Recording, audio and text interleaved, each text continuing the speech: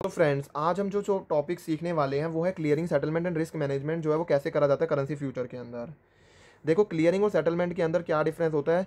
Clearing का मतलब होता है ओपन पोजीशन जो है वो हम निकाल रहे हैं क्लियरिंग मेंबर्स की। आई होप आपने क्लियरिंग मेंबर के लिए चैप्टर नंबर 5 की मेरी वीडियो रेफर कर ली होगी और आपको पता होगा कि क्लियरिंग का मतलब क्या होता है। सेटलमेंट का मतलब क्या होता है, एक्चुअल पे इन एंड पे आउट जो है वो कैसे करा जाता है वो हमें सेटलमेंट के थ्रू जो है पता चलता है। पे इन एंड पे आउट जो है वो क्या होता है वो मैंने आपको चैप्टर नंबर 8 की वीडियो जो है वो बनाई हुई है, उसके अंदर बताया हुआ है कि पे इन और पे आउट जो है वो कैसे करा जाता है। तो क्लियरिंग और सेटलमेंट का डिफरेंस जो है वो ऐसे निकल गया। क्लियरिंग एंटिटीज़ क्या होती हैं। देखो, क्लियरिंग एंड सेटलमेंट एक्टिविटीज़ जो भी करेंसी डेरिवेटिव्स के अंदर जो भी क्लियरिंग एंड सेटलमेंट एक्टिविटीज़ होंगी वो क्लियरिंग कॉर्पोरेशन के थ्रू करी जाती हैं। और क्लियरिंग मेंबर्स कौन होते हैं, करेंसी डेरिवेटिव सेगमेंट के अंदर जो ट्रेडिंग कम क्लियरिंग मेंबर होते हैं वो कॉन्ट्रैक्ट सेटल करते हैं अपने खुद के भी, और जो अगर उन्होंने कोई और अदर ट्रेडिंग मेंबर के बिहाफ पे करे हुए हैं उसके बिहाफ पर भी। बिसाइड देयर एक स्पेशल कैटेगरीज भी होती है जिसे हम बोलते हैं प्रोफेशनल क्लियरिंग मेंबर्स जो है वो बोलते हैं, जो कि जो है वो ट्रेड्स को जो है वो क्या करते हैं, सेटल कर देते हैं। इसके बाद एक कॉन्सेप्ट आ जाता है क्लियरिंग बैंक्स कौन से होते हैं। देखो, फंड सेटलमेंट जो है वो किसके थ्रू टेक प्लेस होता है, क्लियरिंग बैंक्स के थ्रू होता है। For the purpose of settlement हमारे को एक सेपरेट बैंक अकाउंट जो है वो ओपन करना पड़ता है क्लियरिंग कॉर्पोरेशन के साथ में करेंसी डेरिवेटिव सेगमेंट के अंदर।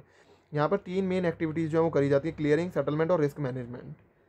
ठीक है, आपको जो है आई होप ये पता होगा। और क्लियरिंग मैकेनिज्म के अंदर जो है, जो हमारी जो ट्रेडर मेंबर की जो ओपन पोजीशन होती है वो कैसे निकाली जाती है, proprietary open position and client की ओपन पोजीशन के बेसिस पर।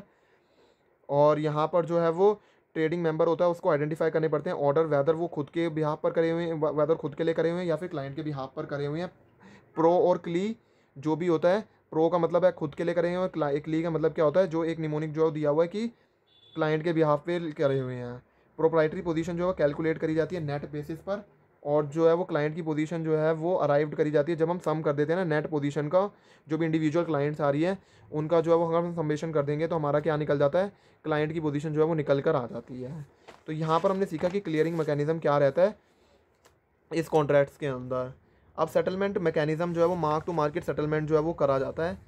सारे के सारे जो फ्यूचर कॉन्ट्रैक्ट्स होते हैं ना, वहाँ पर जो सेटलमेंट जो भी करा जाता है वो मार्क टू मार्केट के अंदर जो है वो करा जाता है हर डे के एंड पर। ठीक है, और प्रॉफिट एंड लॉसेज जो है वो निकाले जाते हैं डिफरेंट टाइप ऑफ पोजीशन जो भी ली है उसके बेसिस पर। हमारी जो है वो मार्क टू मार्केट सेटलमेंट के बेसिस पर जो है वो हमारी निकाला जाता है कि हमारी जो है वो क्या पोजीशन रही है। अगर मान लो कोई भी स्क्वायर ऑफ कर दिया मैंने पोजीशन, मान लो मैंने कोई कॉन्ट्रैक्ट खरीदा भी था और उसे जो है वो बेच भी दिया, मतलब उस पोजीशन स्क्वायर ऑफ हो गई। पोजीशन नॉट स्क्वायर ऑफ का मतलब है खरीदा था लेकिन मैं उसे बेचा नहीं, या तो बेचा है उसे मैंने खरीदा नहीं है, तो ये पोजीशन जो है वो अभी स्क्वायर ऑफ नहीं हुई है, मतलब पूरा सौदा कटा नहीं है।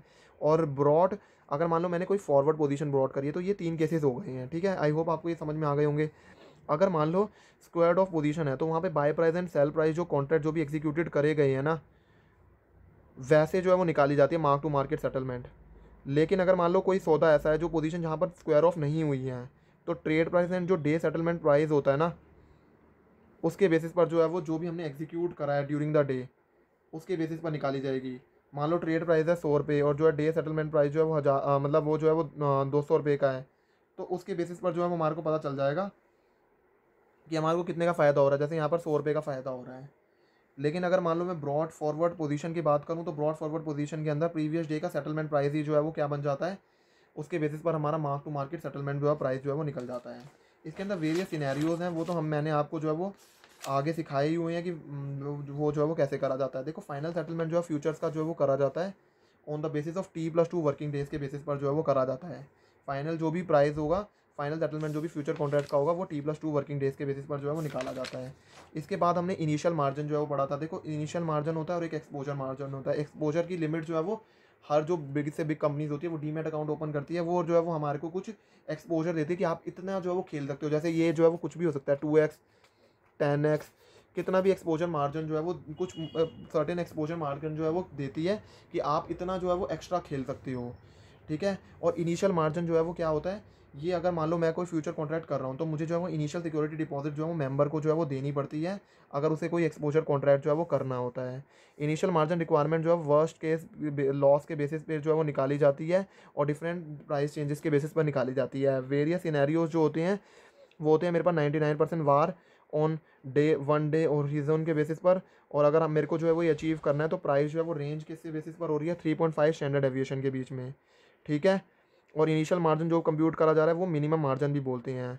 अब कॉन्सेप्ट आ जाता है मेरे पास पोर्टफोलियो बेस्ड मार्जिन का। देखो, पोर्टफोलियो बेस्ड मार्जिन जो है वो क्या होता है यहाँ पर हम इंटीग्रेटेड व्यू जो है वो लेते हैं, जो भी इंडिविजुअल क्लाइंट है ना उसकी पोर्टफोलियो का इंटीग्रेटेड व्यू जो है वो लिया जाता है, जहाँ पर जो फ्यूचर कॉन्ट्रैक्ट्स की जो पोजीशंस है ना डिफरेंट मैच्योरिटीज़ पर जो भी आ रही हैं उसके बेसिस पर लिया जाएगा, उसे बोला जाता है पोर्टफोलियो बेस्ड मार्जिन।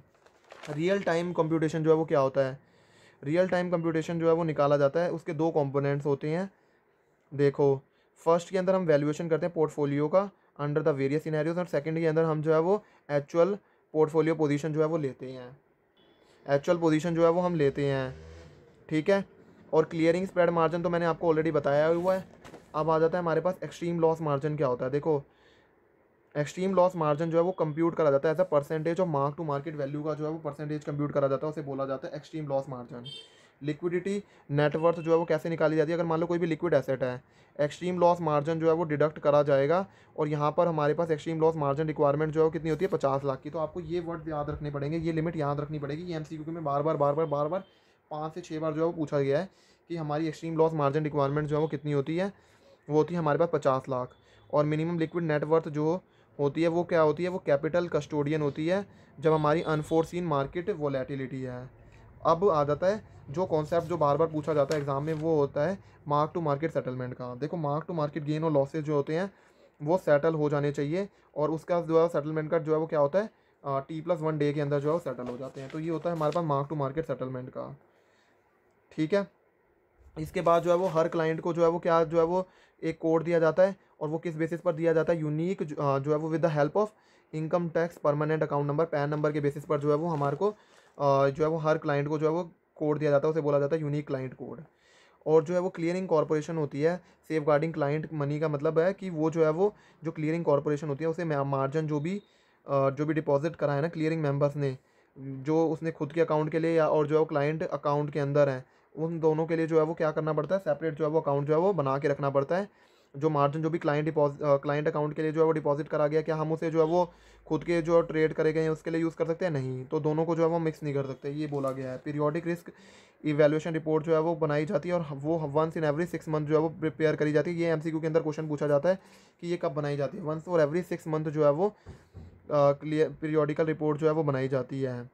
ठीक है, इसके बाद जो है वो हमारा ये पूरा कॉन्सेप्ट जो है वो ख़त्म हो जाता है, जहाँ पर हमने जो है वो अच्छे से सीख लिया कि जो है वो कैसे clearing settlement and risk management जो है वो करेंसी फ्यूचर्स के अंदर जो है वो कैसे जो है वो करा जाता है। तो आई होप आपको जो है वो ये कॉन्सेप्ट सीखकर मज़ा आया होगा कि कैसे फाइनल सेटलमेंट होती है, T+2 वर्किंग डेज, T+2 जो है वो इसके अंदर रटने का काम बहुत सारा है, तो आपको ये अच्छे से याद होना चाहिए कि कैसे कैसे करा जाता है। तो यहाँ पर हमारे जो है वो ये चैप्टर जो है वो हमारा ख़त्म हो जाता है। Thank you everyone for watching my video and channel. अगर आपको ये वीडियो पसंद आई हो तो जो है वीडियो को जो है वो लाइक करना मत भूलना, एंड चैनल को सब्सक्राइब करना मत भूलना। Thank you everyone.